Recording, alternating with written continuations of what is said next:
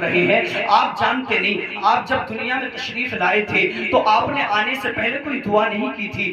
آپ سے پہلے نبی آئے اور انہوں نے یہ دعا مانگی. جناب موسیٰ علیہ السلام اللہ کی بارگاہ میں کہتے تھے اے میرے مولا تو مجھے نبی نہ بناتا, محمد مصطفیٰ کی امت میں پیدا فرما دیتا.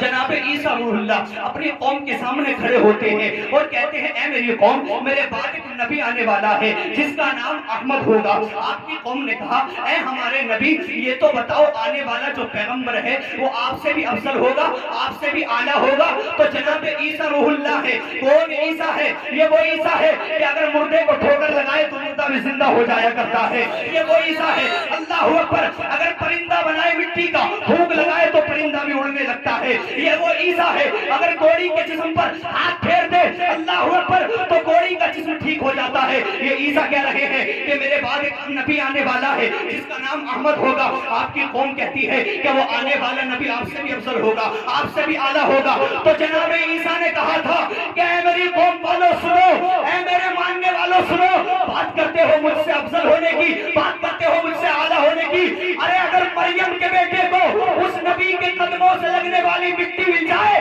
تو یہ بھی میرے مقدر کی بات ہے. اللہ اکبر.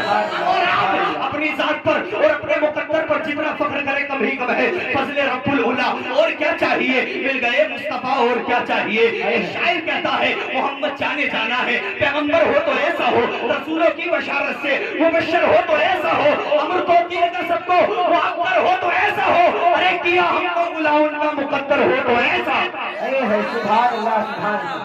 کیا ہم کو غلام ان کا مقدر ہو تو ایسا ہو. یہ ہمارے اور آپ کے مقدر کی بات ہے کہ اللہ نے ہمیں اس پیغمبر کی امت میں پیدا فرمایا ہے کہ جس نبی کی امت میں آنے کے لیے نبیوں نے دعائیں کی ہے. مگر آج میری قوم کا حال کیا ہے؟ آج مسلمان تباہی کے دہانے پر جا رہا ہے. تم نے پڑھا نہیں ہے تاریخ کو, مصطفیٰ جان رحمت کے غلام آقا کے ہاتھ پر بیعت کر چکے تھے. آقا کا جب کلمہ پڑھ لیا تو آپ تاریخ کا مطالعہ کریں. حضرت خبیب بن عدی پر اتنا ظلم کیا گیا, اتنا ظلم کیا گیا کہ سولی پر لٹکا دیا. اللہ اکبر. پھر پوچھا گیا کہ آپ بتاؤ تمہارے دل میں کیا خیال ہے اور تمہارے ذہن میں کیا خیال آ رہا ہے. تو خبیب بن عدی نے کہا تھا اتنا ظلم کر رہے ہو میرا جملہ سنو. حضرت خبیب بن عدی نے کہا تھا اب بھی میں یہ بات برداشت نہیں کروں گا کہ میرے نبی کے قدم میں کانٹا بھی چھپ جائے. اللہ اکبر. آج مسلمان کا حال یہ ہے, یہ نمازیں چھوڑ رہا ہے, اپنے نبی کے دل کو تکلیف پہنچا رہا ہے, یہ ٹائیاں اڑا رہا ہے, اپنے دل کو تکلیف, اپنے نبی کے دل کو تکلیف پہنچا رہا ہے,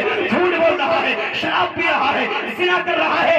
آپ جانتے ہیں اقبال نے کہا تھا یہ شہادت کے الفت میں قدم رکھنا ہے. لوگ آسان سمجھتے ہیں مسلمان ہونا, بہت آسان ہے. کافر کا مسلمان ہونا بہت مشکل ہے. مسلمان کا مسلمان ہونا, سچے پکے مومن بن جاؤ, آقا کے غلام بن جاؤ. اگر تم نبی کے غلام بن گئے تو شعلہ بھی تیرے ہاتھ میں گلزار بنے گا, شعلہ بھی تیرے ہاتھ میں گلزار بنے گا جس دن تو محمد کا وفادار بنے گا.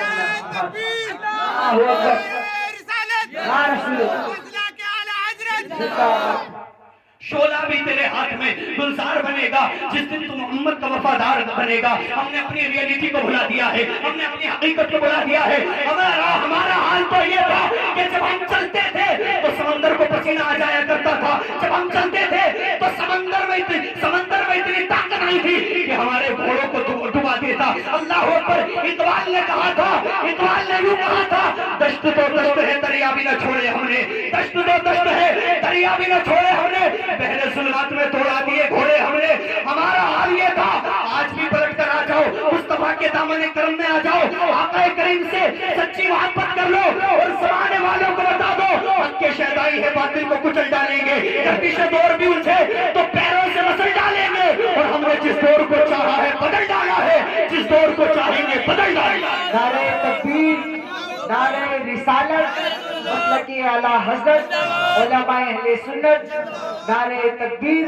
اپنا رشتہ مضبوط کرو, اپنا رشتہ مصطفیٰ جان رحمت سے مضبوط کرو اور ایسی وفا کرو آقا سے کہ زمانے والے تمہیں دیکھ کر کہے ارے جب غلام کا یہ حال ہے تو نبیوں کے امام کا عالم کیا ہوگا. اپنی زندگی کو ایسا بنا لو.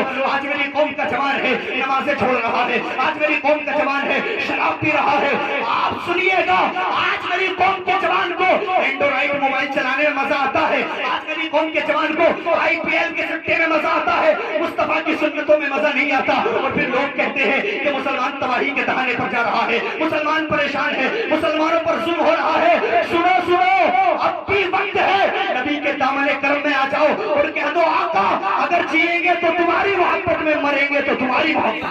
सुभान अल्लाह, सुभान अल्लाह। जिएंगे तो तुम्हारी मोहब्बत में, मरेंगे तो तुम्हारी मोहब्बत में। अपनी जिंदगी को सुधारो, अपने आमाल को सुधारो। अभी कुछ सालों पहले रिसर्च हुआ और रिसर्च इस बात पर किया गया कि दुनिया के अंदर कितनी कौमें हैं और किस कौम में कितनी जहालत है। तो आप हंसते तो बहुत हैं, हंसने से पहले सोच लिया करो कि हम हंसने के लायक हैं या नहीं हैं। जब रिसर्च हुई, रिजल्ट निकल कर आया, तो जिस कौम के अंदर सबसे ज्यादा जहालत है उसका नाम है मुसलमान, उसका नाम है मुसलमान। मैं आपको बताऊं हमारी कौम का हाल ये है, हमने गरीबों का जीना तो मुश्किल कर ही दिया था, अब तो हमने गरीबों का मरना भी मुश्किल कर दिया। अगर किसी गरीब के बाप का इंतकाल हॉस्पिटल में हो जाए ना और उसे आकर खबर पहुंचाई जाए तुम्हारे वालिद का इंतकाल हो गया है, तो जनाब हमारे तीजे 10वें 40 में ऐसे हो चुके हैं, खाना देखकर ऐसा लगता है जैसे शादियों का खाना, ऐसा लगता है जैसे शादियों में खाना चल रहा है। अगर गरीब पर खबर पहुंच जाए तेरे बाप का इंतकाल हो गया है, तो इतना झटका उसे बाप की मौत का नहीं लगता जितना झटका उसे मेहमानों के खाने के इंतजाम का लगता है।